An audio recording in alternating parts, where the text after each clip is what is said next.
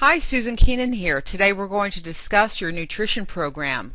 Depending on the program you picked, your 4 or 5 week fat flush, I want to cover some education, some background onto what you're going to expect in the first 4 to 5 weeks, and a little bit of background on why we're here and what we're doing. So if you're here today, I want to discuss with you the difference between weight loss versus fat loss. So at KM Fitness, we like to talk about fat loss more than weight loss because we've all been on those calorie restricted yo-yo diets where you're simply eating less and exercising more.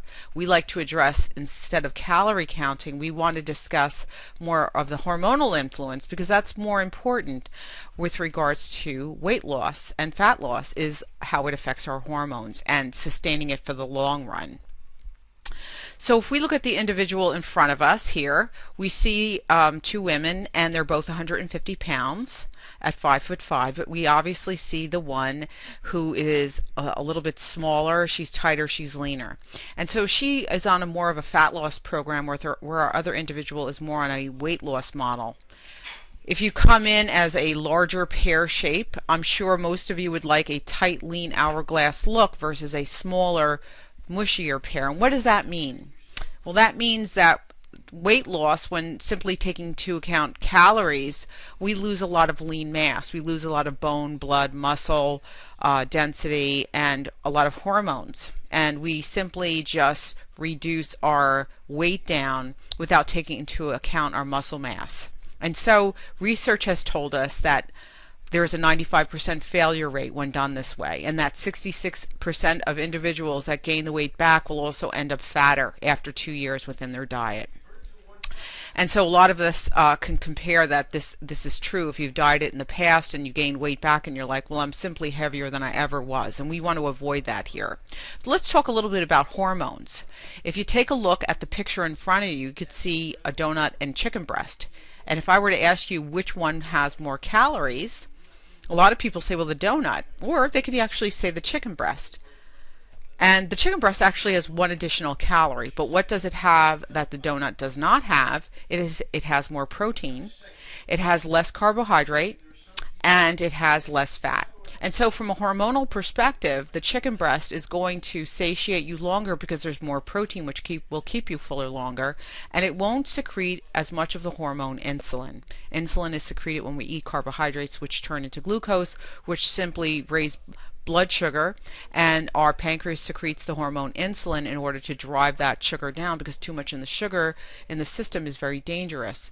And if you're insulin resistant and you're not that active and you're insulin resistant, the sugar actually can't get into the cell, and then will be stored as a triglyceride or as a fat, and so which can make you heavier and heavier. So if you're sedentary and your diet is poor, even if it's low calorie and it's still too high in carbohydrates, you'll simply have problems and you'll be gaining exponential weight over the period of time. And so what's the difference between weight loss versus fat loss is that when we talk about weight loss, we talk about eating less, lower calorie diets, avoiding fat, and eating lots of healthy foods. So we talk about healthy, and everyone wants to be healthy. Know that a lot of healthy foods, such as fruits and grains and some nuts, actually can make you fatter over the long haul. So from a hormonal perspective, we say eat more protein in vegetables, eat bites of carbohydrates. You have to know what your carb tipping point is, which simply means how much carbohydrate can you eat, and it's not what your neighbor can eat, but what you can eat and still attain a fat loss goal. We do low fat, but we eat the right fats. We eat more omega-3 fats versus omega-6. And what are omega-3s? And omega-3 fats simply have more phospholipids, things like fish oil, krill oils, fishes, and certain nuts will have some omega-3 fats, and we like to stay more in alignment with the omega-3s versus omega-6. And so we see from grains, a lot of people say, well, we all know refined grains. If you look at the hormonal effect of carbohydrates, refined grains, and everyone knows Pop-Tarts and white breads have a lot of sugar in them, very little water, and very little fiber. And then people say, well, whole grain, but notice that whole grains still have lots of sugar, not as much water, but they do have fiber in them. But we need to eat those more in minimal amounts. Fruit has a lot of water, fiber, and a little less sugar. But look at the Mac Daddy of all of them. Carbohydrates in the form of vegetables. They're loaded with water, plenty of fiber, and the least amount of sugar. So more of a carbohydrates, we want to lean a little bit more towards your leafy greens, your broccoli, your cruciferous vegetables, and things of that nature, and have minimal amounts of the whole grains, and you'll do quite well. So if you look at, for an example of the breakfast in front of you, a lot of people like their kashi cereal with their milk and maybe some orange juice, but just a cup and a half of kashi with a cup of non-fat milk and some orange juice has up to 56 grams of sugar, which is just enormous, just an enormous amount of sugar, even though it's a little bit lower in fat. But if you look at your breakfast number 2, you can see that an egg white, a bunch of egg whites, a whole cup, maybe one yolk in there with some spinach and some berries on the side, only 4 grams of sugar with 39 grams of protein versus breakfast number 1, which is about 16 grams of protein. So breakfast number 2 will also keep you fuller longer and will keep your hunger at bay, your cravings at bay, and give you plenty of energy. So let's switch over to our nutrition pamphlet. So what are we doing here is we are, for the first 4 weeks, we're going to, and if you want, you could do this for 5 weeks, we're going to avoid certain foods. So if you take your nutrition pamphlet out, we're going to be avoiding things such as dairy. Dairy has a lot of carbohydrates, so when we talk about a glass of milk, people say, well, it has protein, and it does, but it also has lactose, which is a milk sugar, and it does have carbohydrates, so we're going to eliminate that. It's also allergenic, so we're eliminating allergenic foods. We're avoiding alcohol for 4 to 5 weeks. We're avoiding all wheat and gluten, peanuts, and soy products. All right, so when people say, well, what do you mean wheat and gluten? And so people are confused to wheat and gluten. So let me just quickly show you what Wikipedia says about gluten foods or a gluten-free diet. All right, so gluten-free is a diet that excludes gluten, okay? So it excludes proteins. Gluten is a protein that's found in wheat, barley, rye, and triticale. Okay, so we're avoiding anything that has gluten in it for the first 4 weeks. And that is the explanation of that. And so instead, carbohydrates that we will get from potatoes and brown rices are preferable, quinoas, and let me see, we're going to eliminate corn as well, so no corn in there. We're going to eliminate those items from our diet. After you do this, you're going to be acutely aware of how your body functions. And then after the 4 to 5 weeks, you can maybe include some of that back into your diet and see how your body tolerates that. But what we find out is a lot of people are very dairy intolerant. Some people can tolerate dairy perfectly okay. Some people cannot. Okay, so after the 4 to 5 weeks, put that back in your diet and see how your body responds to it. Are you still able to attain your goal of weight loss versus gaining? All right. Some of the stricter guidelines is to eat within a 12-hour time frame. So if your first meal is at 8 a.m., we'll make your last meal at 8 p.m. Then you're going to fast throughout the night. And this also aids in fat loss efforts. And one of the reasons why is your body has insulin, which is a fat-storing hormone. So while we're eating, insulin is elevated. We like to fast to lower insulin. So first thing in the morning, this brings us into our next perspective at number 2 is we're going to eat carbohydrates first thing in the morning. So you're going to have your first starchy carb first thing in the morning as you're more insulin sensitive, and then your second carbohydrate will be post-workout. So for the first 4 to 5 weeks, there will be 2 carbohydrates in the day. The rest of the day will be made up of protein and vegetables. Okay, how would that work is you're going to consider all fruit as starchy carb during the first 4 weeks. So if you work out first thing in the AM, people say, well, Susan, I work out on an empty stomach, and that's fine. If you can tolerate that, please do that. So B says if you work out first thing in the AM, then you'll add your additional starchy carb to your second meal of the day. I hope that makes sense. For the 4 weeks, There will also be a carb up one night. So typically on a Saturday or maybe Sunday, you'll add an additional carbohydrate at dinner, and that's rule number 4. Rule number 3, excuse me. Rule number 4 is please drink plenty of water, at least 3 liters of water a day. How do you do it? We like to prepare a lot of our meals in advance. So prepare your meals on a Sunday. Maybe make up some extra chicken breast. I make up a container of ground turkey meat, or you can make a container of ground bison. I simply keep the cup in the container and I take scoops out as needed. Have some emergency snacks like protein bars and maybe some hard-boiled eggs ready and available if you're on the road. The breakdown on carbohydrates, there are 2 types. There are starchy carbohydrates and fibrous carbs. So we talked about green leafy vegetables, lettuce, tomatoes, romaine. All of these things are lower on the glycemic index. There's plenty of water, a higher fiber to water ratio, and it's very beneficial to controlling insulin. But there's still trace carbohydrates in it. Will keep the brain and nervous system very happy. Your starchy carbs have more, they're more refined, so there's a higher sugar ratio to that. So those are the ones you want to limit. 2 servings a day, and those are clean carbs. So we're taking the grains out, we're taking out the wheat and anything with gluten in it, and you're going to do more items such as cleaner carbs, such as brown rice, sweet potatoes, quinoas, maybe a little banana or oats. All right, and then moving forward past the 4 to 5 weeks, maybe we'll introduce bites of carbohydrates to additional meals to see how your body tolerates that. It's all about attaining a goal. So if you're here for fat loss, you're still in a goal of attaining, you want to keep your diet and nutrition a little bit tighter. Okay, and then moving past that, we'll work in bites and see how you tolerate it. So we said that your timing of your carbohydrates, you're more insulin sensitive in the morning and post workout, so those are where your starchy carbohydrates will be.